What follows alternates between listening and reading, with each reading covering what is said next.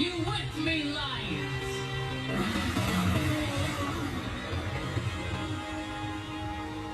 The choice is yours.